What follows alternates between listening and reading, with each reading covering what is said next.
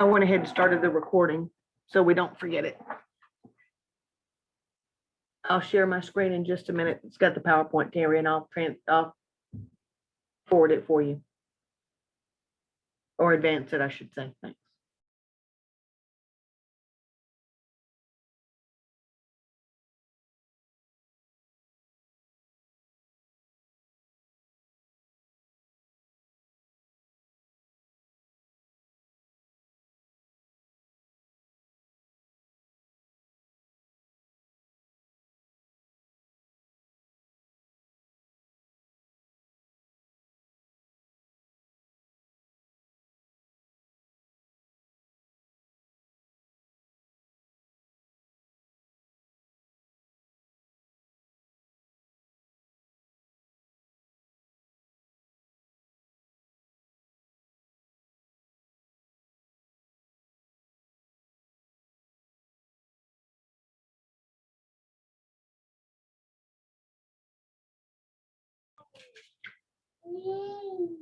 Tammy, you got that serious look on your face.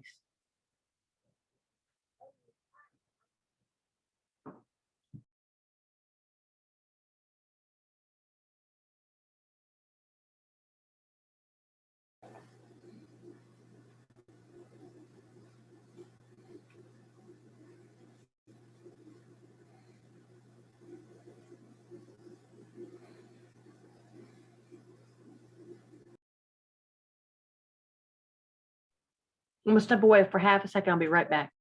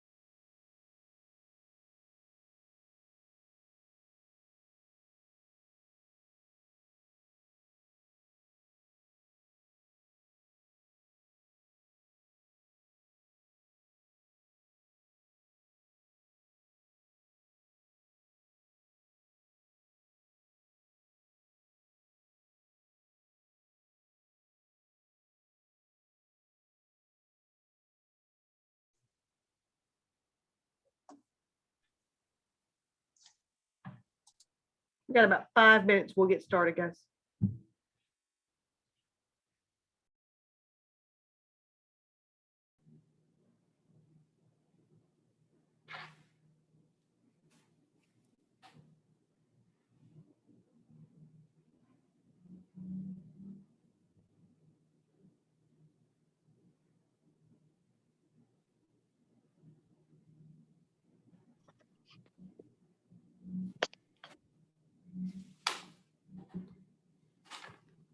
Hello.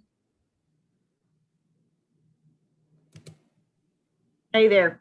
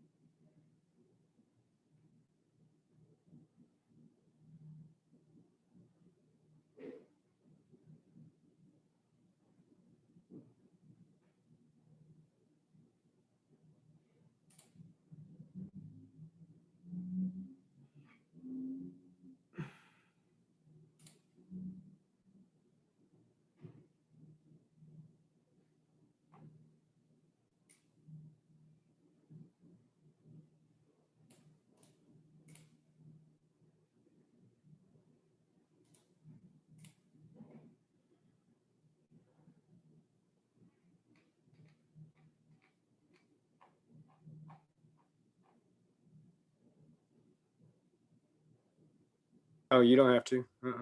I never do. Okay. Good. I'm texting.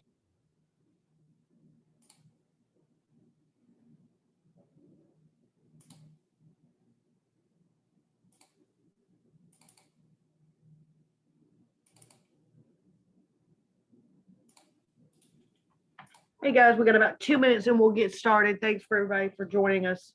Let's go ahead and start putting our names and organization in the chat box, please, so we can have a record of everyone's attendance. That'd be great. Thanks.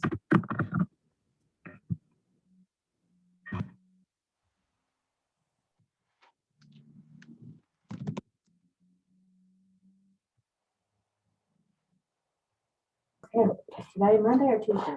Today's Tuesday. Y'all are live.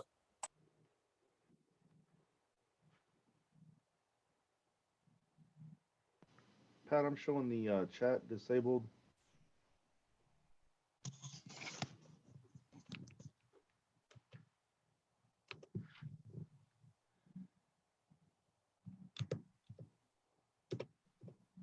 Did you say the chat's disabled, Dave? Yes, ma'am. Well, apparently, I don't know how I did that. Okay. My apologies. I don't know how to fix that. So we're just gonna leave that alone and we'll do a screenshot. Thanks, Dave. No sweat, boss.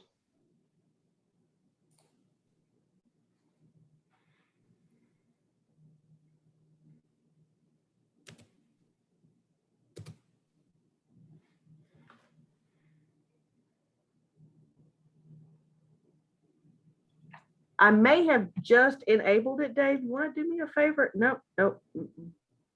Yeah, you're good. It's on. It's on now? Okay, cool. Thanks. No sweat. All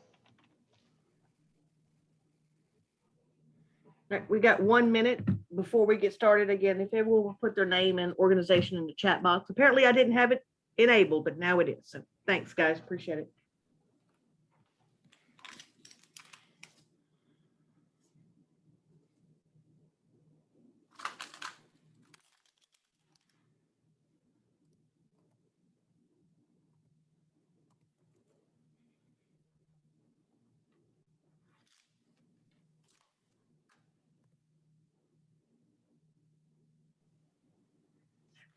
Okay, it's 3 o'clock. By my clock, we'll give it about 30 more seconds before we get started. Give everybody a chance to get in.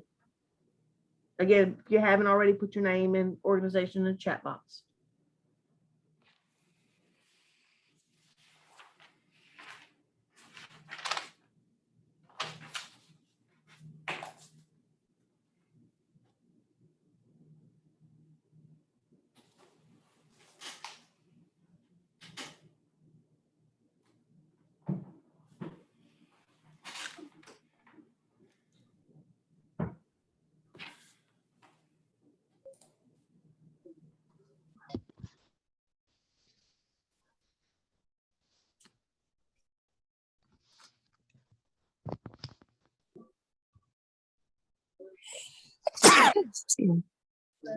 Thank you.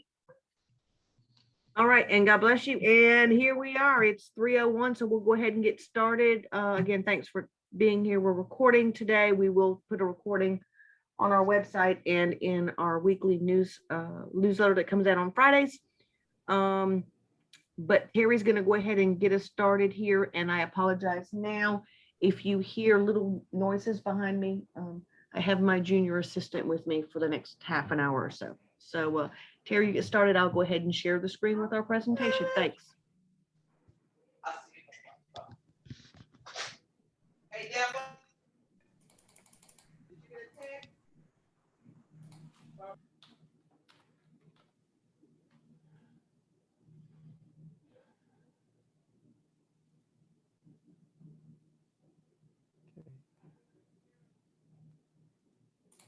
Okay.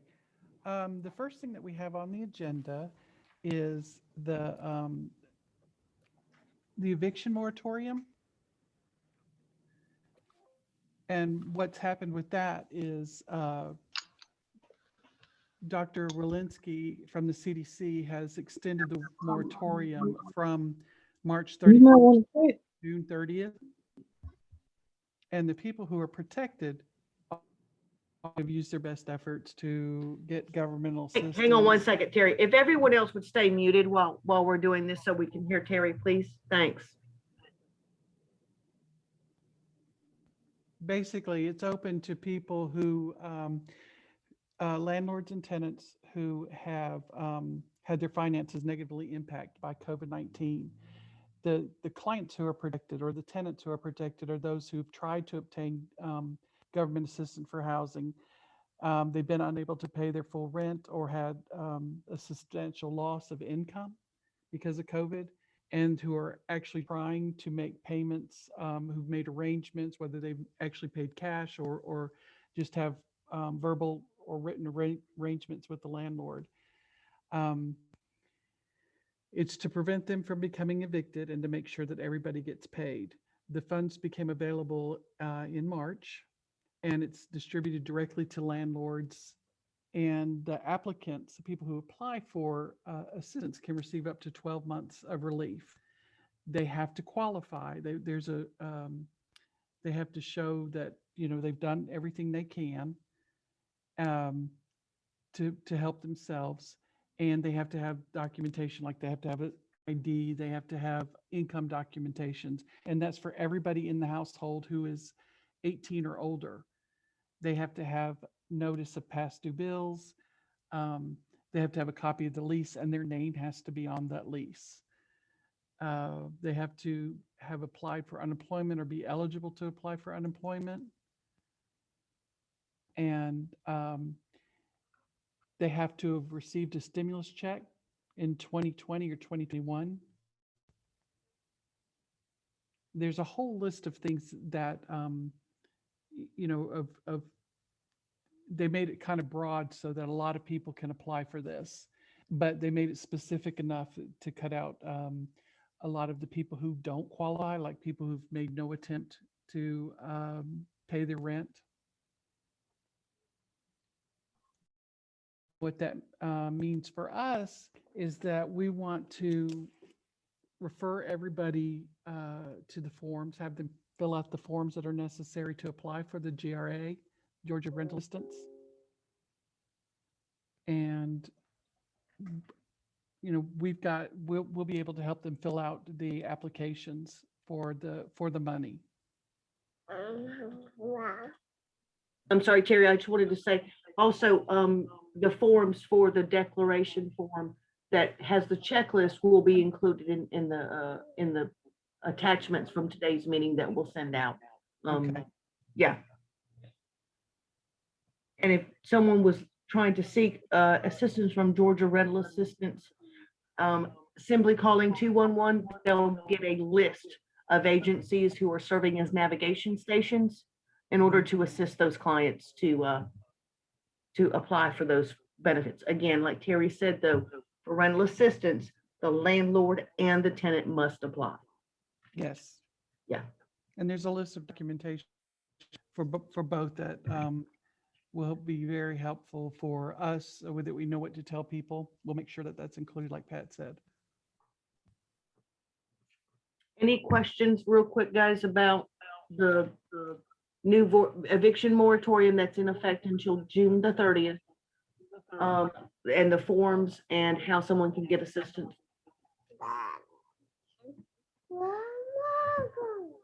Were you asking? Remembering, sorry?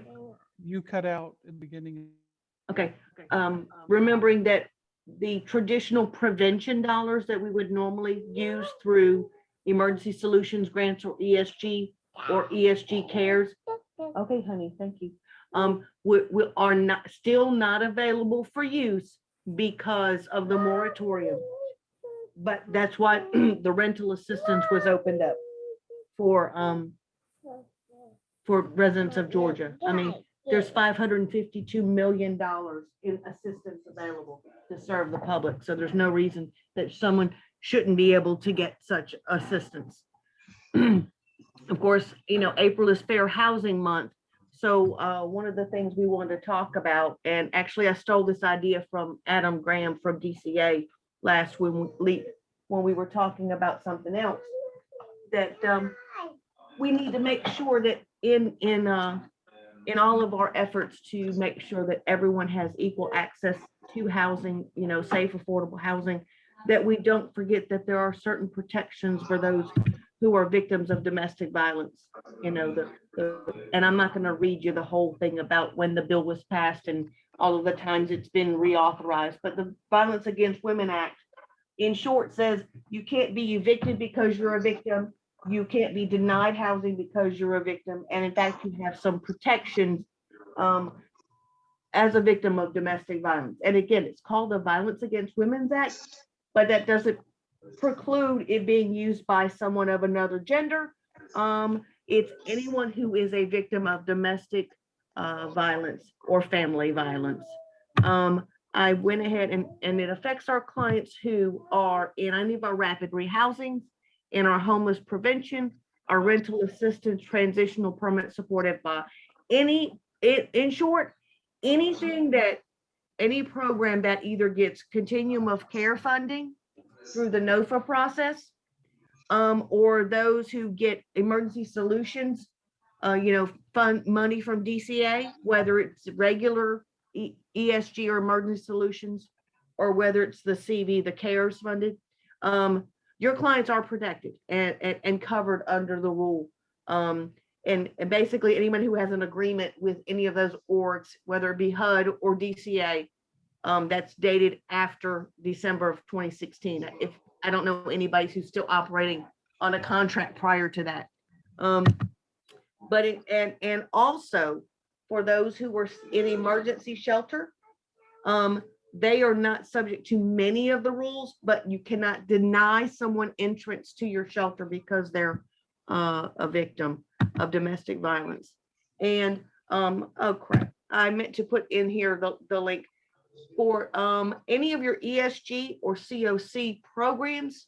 There are probably 4 or 5 forms. In fact, I'm going to zip right through here really quick and pull up this link right here.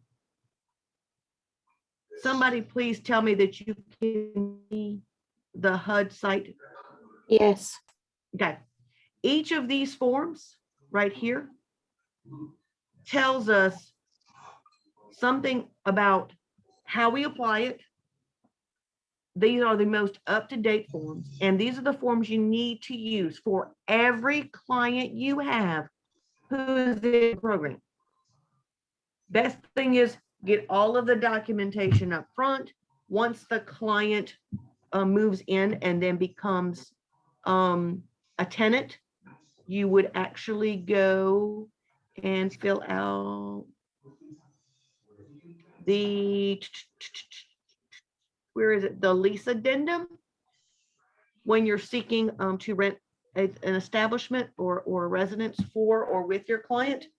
And these are so that the owner, landlord, rental agent, leasing agent, whatever, and the tenant go into the agreement on the same terms of knowing that this tenant is protected because their rental assistance is coming through one of the programs, whether it be DCA or HUD, and that we have to afford these clients and tenants certain protections, therefore. And again, the link that's on this presentation will take you to the latest forms on, excuse me, on the HUD website. The clients need to have those in every client. The easiest way to not let one of them fall through the cracks is do one for everybody. That way you don't have anything to worry about. So I'm going to take it back a little bit. Does anybody else want to talk about or explore any of the other protections that clients might have under the Violence Against Women's Act before we move on? This is going to be a short meeting. I feel it today.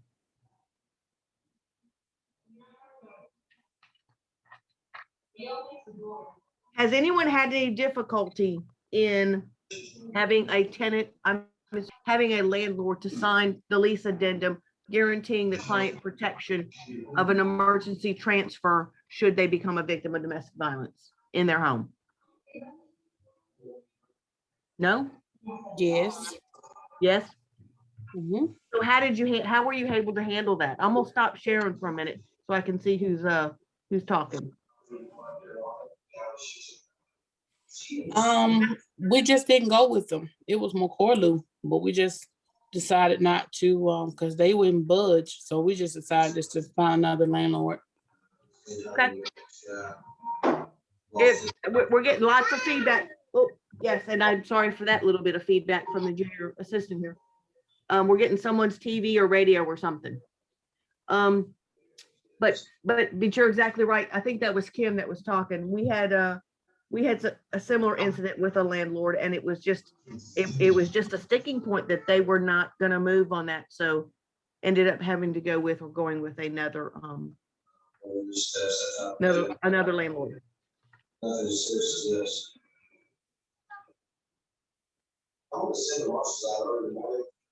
I'm sorry, I'm getting lots and lots of background noise, guys. All right, any agencies updates while we're sitting here before we move on? In fact, we're almost done, guys. We'll probably be out of here in less than 30 today. No new news, no big news, no exciting news. Okay, any events anyone have coming up?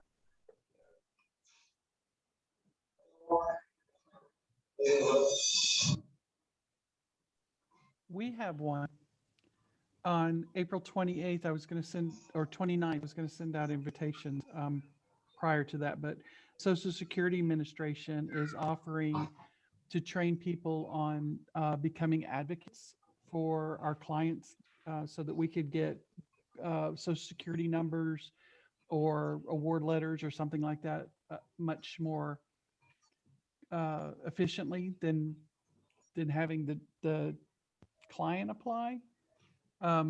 Basically, we would just be like an extension of the Social Security office. Okay, and that's what date, Terry? The 29th at 1. Okay, cool. So can we send an invite out to everyone? Okay. And we'll include that again in we'll put an invite as well on our newsletter for this week.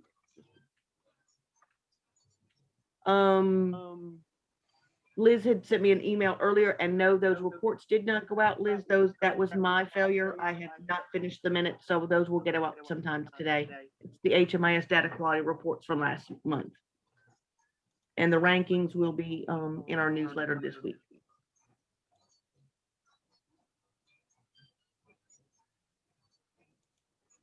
Can we talk some about the different rapid rehousing programs? I noticed, Pat, when you and Terry had made the presentation to the mental health team, the mental health collaboration, there were a lot of rapid rehousing programs in addition to that. And we were the only one that had income as a requirement on your spreadsheet. So if you can talk to us about like which other programs, so we can get a sense of who's who's doing what, so we can do the best match for our clients. Okay, well, the match for the client always should come through coordinated entry. So when a client comes to any agency, and again, we're still getting a lot of background noise. So I'm going to paraphrase what I think you said, Liz. Let me back up before I answer. There was lots of rapid rehousing programs. Do you want us to talk about what maybe the qualifications are for each one? Yes. Okay. Yeah. And I'm going.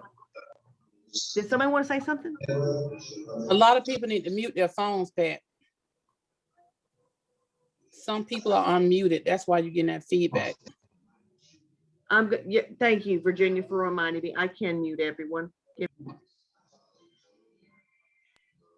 I muted myself, so hang on. Let me try and mute everybody here.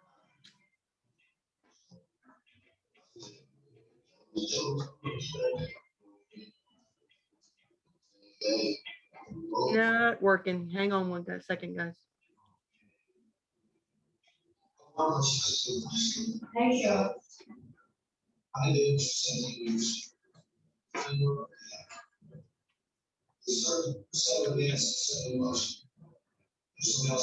For some reason, I'm not able to mute everyone, so hold on one second.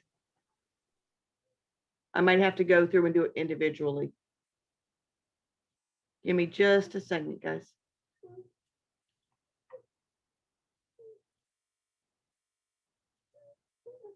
I think we hit the jackpot here. I think we're good. And yes, Liz, I would love to give you a presentation on that, and tell you about all the rapid rehousing programs and what the qualifications are. Unfortunately, I'm going to forget one, and I don't have the new matrix. Actually, Tammy and Kathy are putting the finishing touches on getting those out to agencies. They were supposed to go out last week, but we ran into a glitch and we didn't want to send something out that wasn't quite right. But I'll do this. I'll say what we have as far as Home for Good has as part of our ESG CV, and I'd invite anybody who has a rapid rehousing program to chime in. Let's do that. As part of the ESG CV regional implementation, Home for Good has a rapid rehousing program. It's for up to 12 months and possibly extended beyond that, depending on a case-by-case basis, but a minimum of 12 months, up to a minimum of 12 months of rental assistance. No income is required. We are not allowed to have an income requirement. We just have that the clients must be at or below 50%. I'm sorry, I'm thinking it's 80% of AMI. Yeah, 80% of AMI. And again, it's through the ESG CV program. I would invite anyone else who wants to talk about the rapid rehousing. Let's raise our hand, and that way we can go ahead or put something in the chat and we'll unmute you. That way we're not getting all that feedback again. Who else has a rapid rehousing program? I think I know, Liz, you have one. If I have anybody from Safe House Ministries, I know Safe House has one. Open Door has Welcome Home, which is a rapid rehousing program.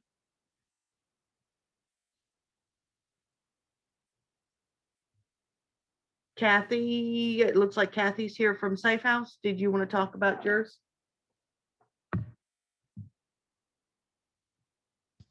I can, but Charles is on here as well, and I think he would better speak to it than I would if we can get Charles. Okay, either one. Managing the program. Okay, Melvin has put a message while we're waiting for Charles. Melvin has put a message in the chat box that says, does Home for Good have any emergency housing funds left available? Okay, Melvin, if you want to unmute yourself and tell me what you mean by emergency hotel motel, we do have a non-congregate shelter. It's emergency shelter, but in a non-congregate shelter or hotel motel. We do have funds available. But as with every other DCA, ESG emergency shelter, there needs to be verification of homelessness before someone enters the shelter. Someone who's doubled up, someone who's couch surfing, whatever, does not qualify. There has to be a verifiable homelessness prior to entering the non-congregate shelter. So yes, we do have, but again, that if you are the referring agency, you cannot provide verification. No, sir. That would have to be third party if you are referring the client. Everyone also too must call 211 to go through coordinated entry. All ESG CV programs must come through coordinated entry. Talking about verification, that's one of the things that has come up a lot lately when it comes to the non-congregate shelter. And third-party verification, if your agency is verifying someone's homelessness, we're being asked to provide documentation that you provided a service for the client in HMIS if you're an HMIS user. So just keep that in mind. Charles, did you want to talk about rapid rehousing? What do you want me to talk about? Well, Liz was wanting to know about the different rapid rehousing programs, and unfortunately, my sheets in front of me updated. So yeah, we're just trying to get some information out there and share with each other. I mean, the way we're working it is we're porting them through 211. We're verifying homelessness as best we can. For some of them, we have certain timelines that we have to abide by. We try to do that. We send the applications through Home for Good. They will double check everything, verify it for us, and let us know if we can get the money. Do you have an income requirement? To my knowledge, no, we do not. Okay. Virginia, I'm asked, I think this question is about the verification. DCA is requiring that we have that sounds like you I'm sorry, I'm trying to read and talk at the same time. Let me not do that. Yes, ma'am. The verification is paramount to make sure that we have those that are literally homeless entering our shelter. It's a costly service to provide to someone who doesn't meet the definition of literally homeless, especially when we do have those who are unsheltered homeless who could utilize that service. So they're trying to prioritize those who most meet the needs of this or meet the criteria for emergency shelter. Yes, it sounded like Charles was describing the moving to work program. Yes, Liz. Kim, you have a hand raised. Unmute yourself. Yes, quick Yeah. question. Yeah. To Charles, in the well, with the rapid rehousing program or even the moving work program with the Safe House, how does a client that's in the Grace House qualify for either the rapid rehousing or the moving and work? Because I have a client right now that's there that has income. So I'm just trying to see before I try to, refer him out somewhere to see, what he needs to do to qualify for the program that's already in-house where he is.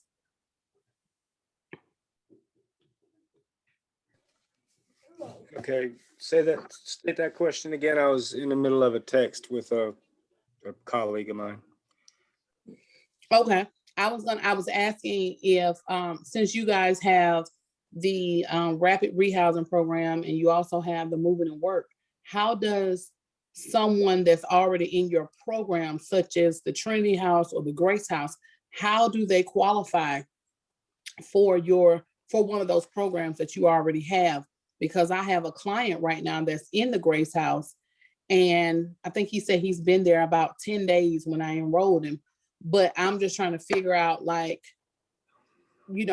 hasn't he, been referred to that program before I try to refer him to the Homeless Resource Network or somewhere else? Well, there's factors involved. I mean, I don't know which client you're referring to, but it's possible that he's in Tomorrow's Hope, which is a substance abuse program, and there are qualifiers for that before he even attempts to move out. So I'm not sure, what I'm saying? There's so many factors involved. It's the first question I would have is he in Tomorrow's Hope? Because it's at least 14 days before we can move anything on that. So it Okay. sounds like the two of you may need to have an off. That off would be, yeah, camera that'd be a conversation. Yeah. chat off of here, yeah. Actually, Okay. we handle also, all that in Kim- case management. So I would probably need to speak with Kim and let's work with the case manager and find out what's going on. Because until they come with all of their ID and everything, that's one of the first things that first barrier we have to overcome before we can Gotcha. start housing. Okay, Yeah, I'll so, put my contact number here and you give me a call and I'll hook you up with the case manager. thank well, you. that being the case, we need to make sure first that the client has been enrolled with coordinated entry. Yep. Because of course, that's the step for any of the programs, any referrals. And That's just reminder. part of it. That's our sorry? phase one case management. Yep. The Remembering that in emergency shelters, after the client has been there 7 days, you are required per the MOU to enroll the client in coordinated entry. Yes, Liz, and that's part of what has delayed us getting the matrix out for all of you programs to review. The options went from probably 10 to 12. I think when I was looking at the list yesterday, it was 24. So since we enacted coordinated entry just over 2 years ago, we have doubled the number of programs. So instead of having to flip through a bunch of sheets, and I think there was several of us that were talking about the confusion of the matrix and having to read through the whole thing, everything is becoming a filtered through a drop boxes. So it will be, you know, whether the target population are single adults or families. Then and then it goes into the subpopulations of whether it's a domestic violence, whether it's a family or household with someone who has HIV, whether, you know, it's just any household whatsoever. Then it goes into income requirements, sobriety requirements, all those other quote unquote requirements or eligibility standards that we have, so that at the end of clicking all of those yes, nos, that you'll see when you get your form to fill out or to verify, I should say, to verify. It should come up with 2 or 3 programs in which to choose from for the client to qualify. I hope I answered your question, Liz, about how the options are picked. It's a much more data-driven yes, no answer qualification rather than flipping through pages and pages and pages and trying to pick the best program. Trying to be a little more scientific with it. So it's taking a little time to get the matches right. But of course, saying all of that, if the client says they want to go to ABC program and the client may or may not qualify, and coordinated entry will say that, but because you have asked to be sent there, we will refer your intake there, and the program will then assess your ability to, or your eligibility for that program. Does that sound about right, Tammy? You're muted. But your question about the rapid housing, we have expanded in our community programs and availability for to meet the needs of clients much more in the last couple of years. So kudos to everybody. Yeah, Tammy says yes. Any other questions, comments, concerns? I have another question as usual. Hey, Kim. Okay, so my next question is on the coordinated, not the court, well, the 211 form, online form. Okay, I have a suggestion and you can knock it down if you want to, but it's just my suggestion. Cool. So I had a few clients that we did the form online, and it's very convenient. So I'm glad y'all came up with that. Give you kudos up front. And she's gonna say but.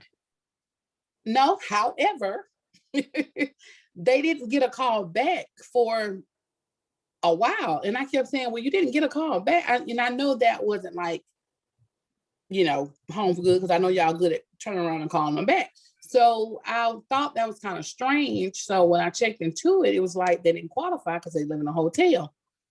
So I was like, well, we have them in a hotel. And it was like, oh, it didn't say that. So I think it was like, and one of them I helped the person fill out myself, and I did put hotel.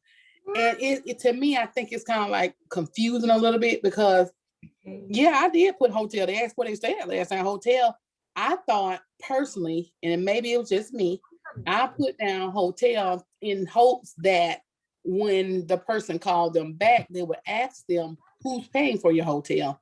So I was thinking maybe on that form, maybe it should say something. If they say hotel, maybe something should be on there like, if it's paid by a third party, and if so, please provide proof, or this will be verified, or something that case. Because I know if everybody keeps putting hotel down, everybody's gonna keep doing it, because we know how it goes. It gets repetitious.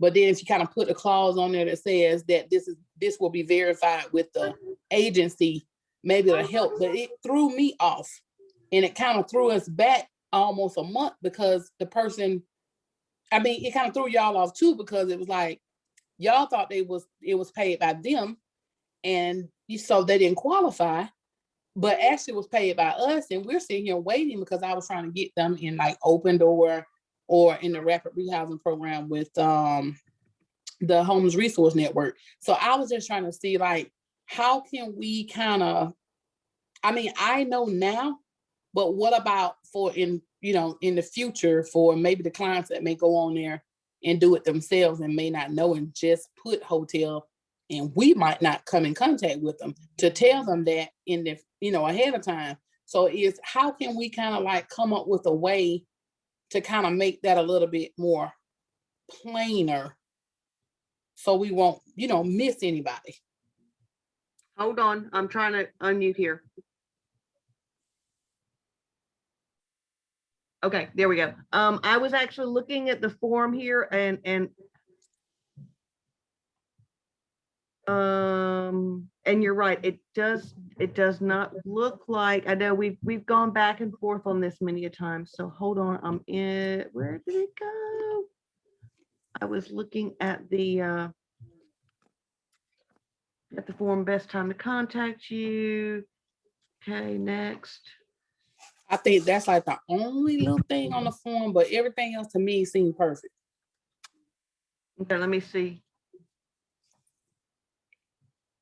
I'm just doing what, there's only certain areas that are required on the form, because if we had too much required, that the clients would get knocked out. Mhm. So now I'm trying to text message, answer, contact you. Okay, where'd you sleep last night? Okay, so why don't we, maybe suggestion, rather than having where did you sleep last night and have a free form, maybe a checkbox. Very similar to how we have it on our how it is in the database where we log in those calls. So it would be hotel paid by agency, outside, friend's house. Does that make sense? Right. Mhm. Okay. And I put that in the chat box just so I wouldn't forget that. So I'm gonna put a check box on. Okay. Well, thank you for that. Okay. And two, Kim, you brought something else up. When those online forms are done, it goes to the 211 operators just like it normally does. Uh-huh. So we don't see it if it doesn't meet the coordinated entry criteria. So if someone does not get a call back in 72 hours and you know that the person did in, a little rattling of the cage doesn't hurt. So we can do some research to find out what the problem was. Okay. Okay, cool.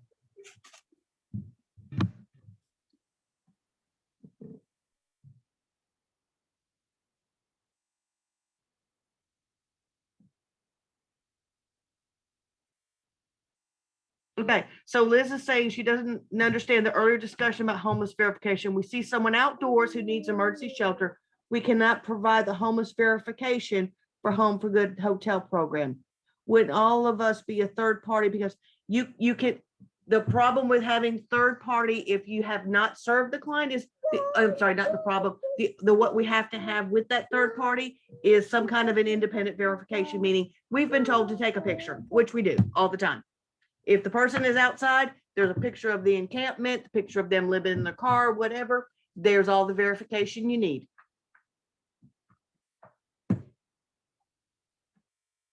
Because if we're verifying clients are unsheltered, if clients are homeless, then we should be serving them and enrolling them in services and ultimately in housing programs.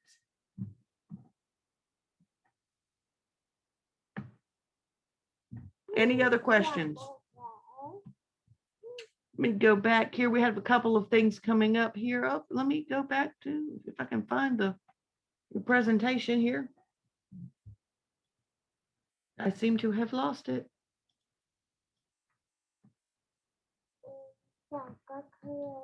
I have lost the presentation. Give me just a second and I'll go over. I know we have our happy hour next. Is it this week, Terry, or is it next week for our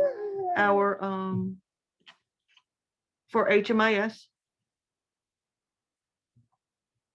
I apologize. I don't know where the PowerPoint went here. There we go. All right.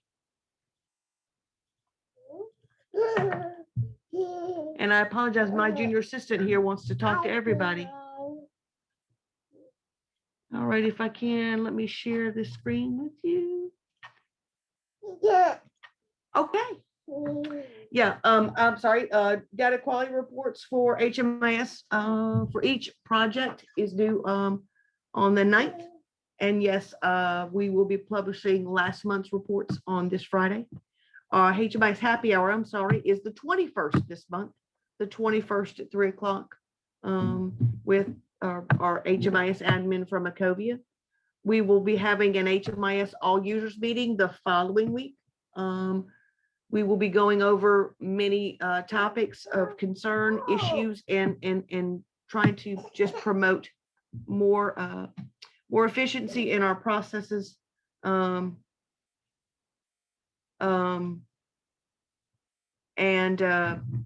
improvement in our data quality and our reporting overall. As Terry mentioned, our Social Security Administration training will be, I think you said the 29th at 1 p.m. We'll send out that invite. And our next meeting where we all get together will be May the 4th, after which, a couple weeks, school will be out for all of our kiddos and our grandkiddos. So it's hard to believe it's, almost half the year gone already. Anybody else have any other events or upcoming stuff that they want to announce now while we're all together? Ms. Pat, I have a quick question about the Social Security Administration meeting. Is that going to be like virtual or? Yes, how is ma'am. that? Yes, ma'am. Okay, Yep. so it's going to be a Zoom. Some type of a virtual meeting. Yes, ma'am. We'll send out the invite. We'll send it out with our notes from today. But we'll and post it on our website, but we'll also send it out in our weekly announcements on this Friday. All right, thank you so much.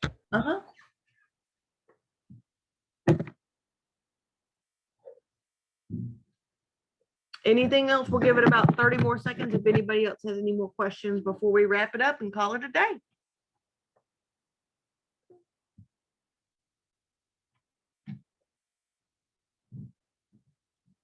All right, once again, there's the links to all of the information from today that will be, I'm sorry, and Terry was nice enough to put some hotlines on here.